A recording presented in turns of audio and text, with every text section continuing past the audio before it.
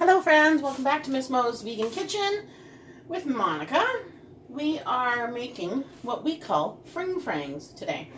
So for this, hoping that you can see my ingredients here, you need some potatoes, some white onion, or whatever color onion, doesn't matter, some flour. Normally I just use regular flour, but we're out because I made pancakes, some salt and pepper, and if you like any other kind of spices, but this is a real East Coast Acadian recipe that was, using your basics that you had in your pantry. So, generally speaking, there wasn't any fancy stuff added. Okay. Now, you're going to, usually we peel our potatoes. So, I'm going to peel them. Only because that's what we usually do. You can do it with the peel on. Just wash your potatoes and make sure that there's no dirt in them and everything. Clean out the eyes on them. And starchy potatoes work best with this, but you really can use pretty much any potato. Canadians, we pronounce a lot of things differently, as you know, especially East Coasterners. So sometimes we say potato, sometimes we say tatoes, sometimes we say spuds. Whatever the case may be, it's all the same thing. So these are just red-skinned potatoes. And I think these are one of my favorites to use. I don't like using russets. I find that the water content in them is different. So you want kind of a starchy potato so that it sticks together better. I've got my burner on already, so I'm just going to do a few to show you. And I'll probably just make one or two actual pancakes in the pan. You can make them any size. We tend to like them small because they get crispier.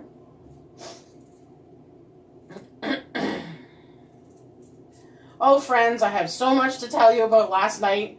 It was so fun.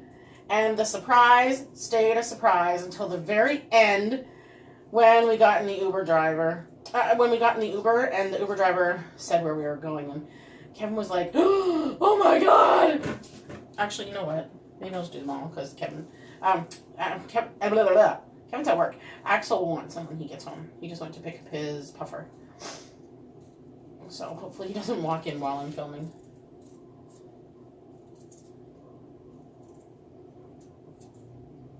Our favorite pharmacy in the area is Hooper's. They're on Queen Street and they're honestly the best. We've been dealing with them forever and a day. And they're just really nice staff.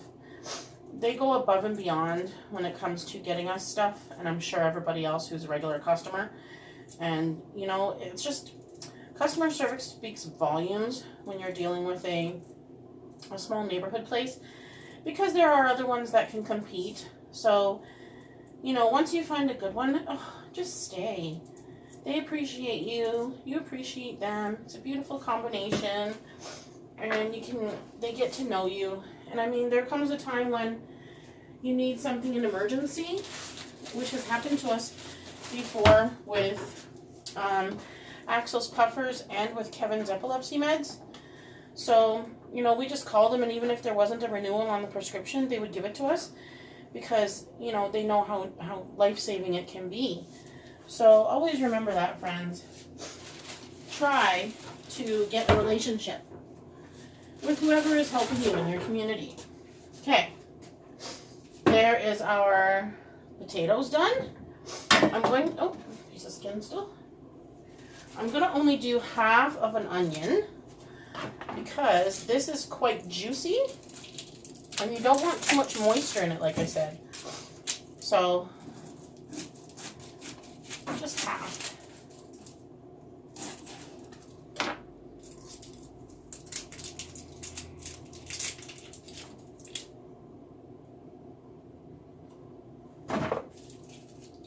Keep this half for later. We're making stir fry later today again. Some kind of, actually noodles. So, if you're watching later, you'll see us make that. I wanted to do japchae, but we don't have any sweet potato noodles, so we'll have to do that another time. Anybody has not had japchae, woo, look it up. So good. You need sweet potato noodles for it. For the original recipe, but you really can make it with any noodles. It's just like veggies with noodles and a delicious like dressing. So, all right, now you are going to, I'm just going to dump these on here because you're literally just going to grate everything. And I do it on the bigger hole. If you do it on the smaller hole, it tends to go to mush, so not a good idea. And I'll show you a secret in a minute. If you do have to use watery potatoes.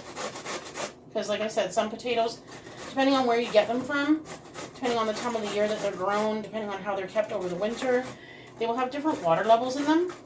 We used to grow a lot of veggies when I was growing up. So each potato is really different.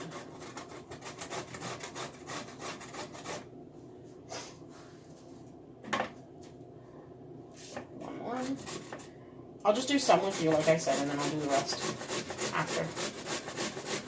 Just so I can show you. I'm going to put my pan on the heat.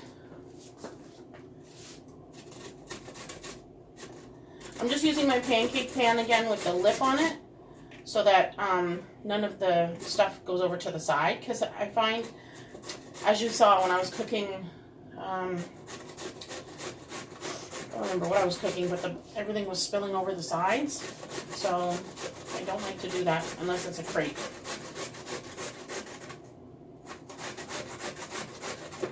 Although I've had a crepe fall over the sides too. Not fun.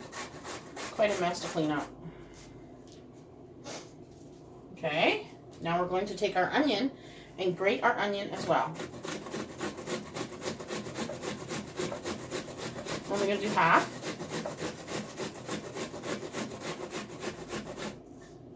Okay.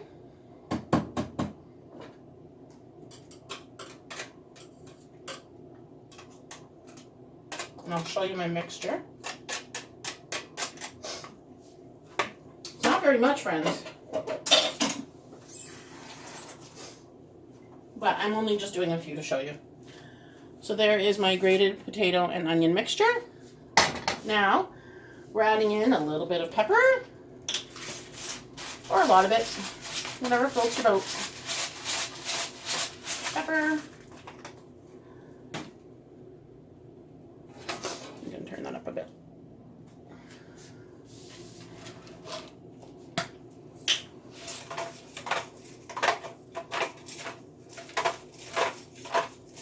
Salt. Now, if you take your potatoes, let me show you.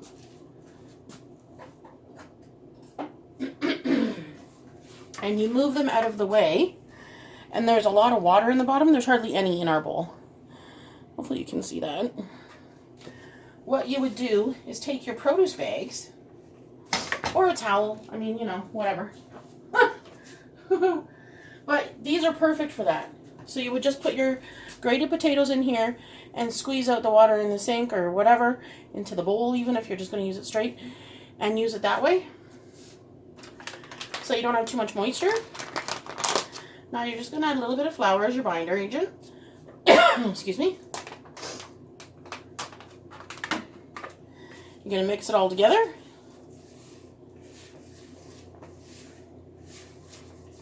And if you let it sit, it does work better. But as y'all know, I tend to not remember that I'm doing these kinds of things. You could have done this about an hour ago. And if you put enough salt, then the potatoes won't go brown. Not good to do it the night before, unfortunately, because that would be really convenient. I mean, you can do it the night before and soak the potatoes, but you do want the starchy bits in there, so I don't think it will work as well. I have done it both ways, and it's not very good. It isn't. Okay, we need some margarine. Sorry, just cleaning it off to get it. Brush on some margarine. Or oil, or whatever you're using. And take a dollop. Stick it on.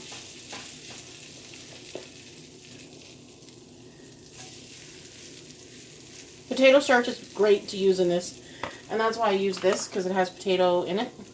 So, you know. But any flour that you have will work. Rice flour, regular flour, potato flour, whatever. That stuff that I'm using.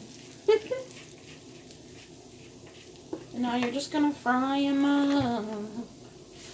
Yeah, baby, fry 'em. I'm telling you, either our stove has worked or this pan has worked, because it tends to, like, move on its own. I've tried to straighten it, but then nothing is straight in this house. I need to blow my nose, friends.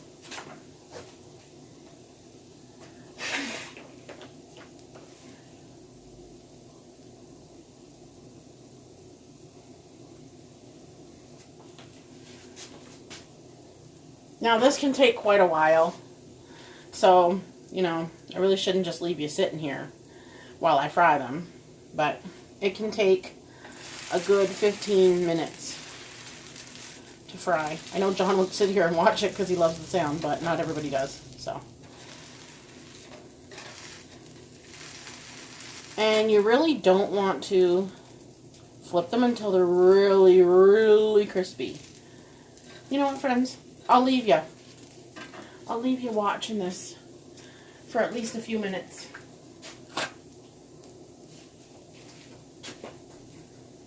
I'll clean up.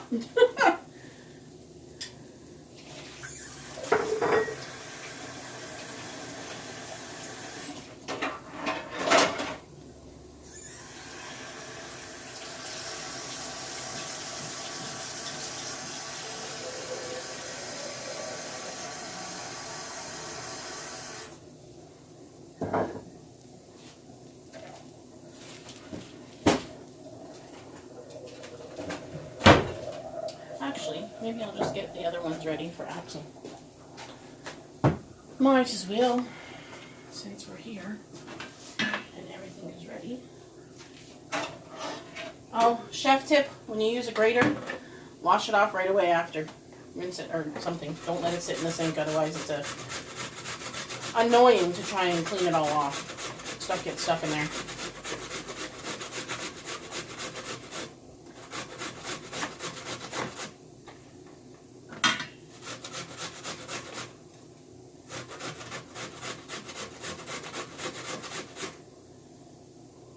I'll tell you about everything last night, but during the mukbang.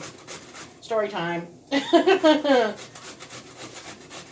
We had a really, really fun night. Man, the weather cooperated. I mean, it was snowing, but it wasn't that bad. And it was only a little bit slippery when we left the venue, so wasn't that bad. But we had a really, really fun night. Those of you who are on my Instagram, you already know what it is. But don't spoil it for anybody else. Those of you who aren't on our Instagram, you can just find us at Miss Mo's Vegan Kitchen. That's us. We're pretty much Miss Mo's Vegan Kitchen everywhere, for obvious reasons. Thank you to those of you who are suggesting that I put, you know, what we're all about in our description. I wasn't thinking about that. I should just do like, you know, something, I guess, somewhere where I can copy and paste all of our information and then just add some stuff to the top of what we're doing in that one. Does that make sense? I hope so. And I think I have figured out how to put hashtags at the top. Because I've seen that people put the hashtags at the bottom of their description, and then that adds hashtags to the top of the title. I don't know. I might be wrong. That might only be people that are monetized, but I guess I'll find out. We'll get monetized eventually. As for now, this is all free, friends. We just do it because we love it.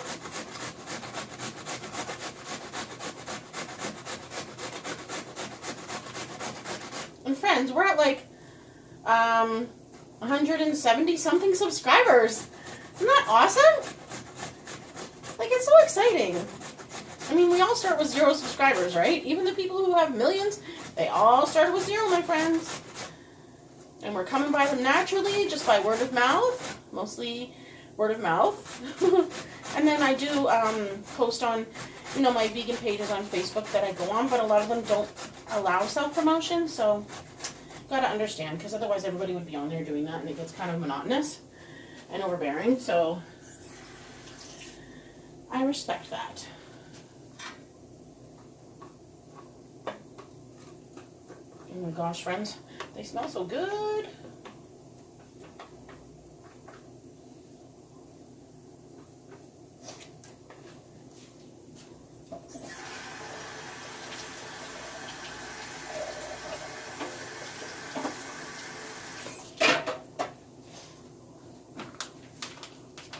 Oh, I forgot to put onion in his. That's okay, he doesn't like much onion anyway.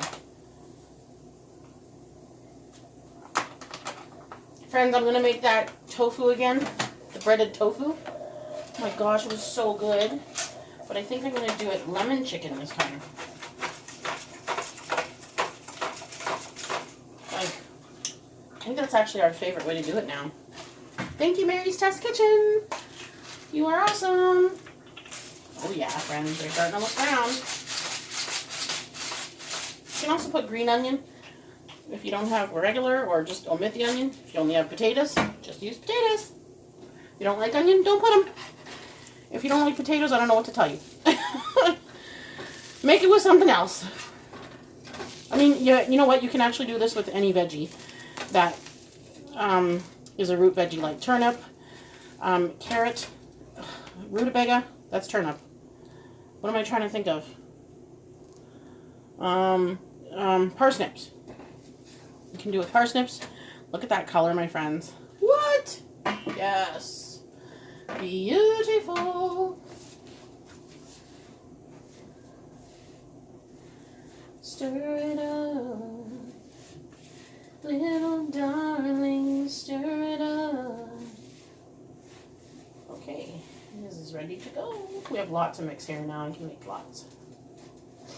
This is a real staple in our family when we're broke and we only have potatoes, or we only have enough money to buy potatoes, which thankfully has not happened in a while, but we have definitely been there. So this is great. Also, if you're going through a depression, these are amazing to make ahead of time when you're feeling good. And then you make them and freeze them, how I was saying that you do everything on a sheet pan, freeze it separately before you stack them. And these go fantastically in the toaster to warm up. Or in the microwave or whatever. Fry them back up like that, but you don't have to fry them as long.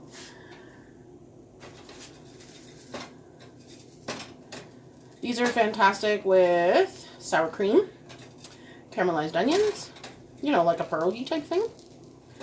But I don't have any of that right now. So we're just going to have them. I actually have animal style sauce from french fries yesterday, so I might have it with that. That's it, friends. You fry them until they're crispy, and you eat them however you like. Thanks for watching. Don't forget to like, comment, subscribe, hit the notification bell so that you know when we are uploading a new video. We love you. Keep smiling and stay blessed, my friends.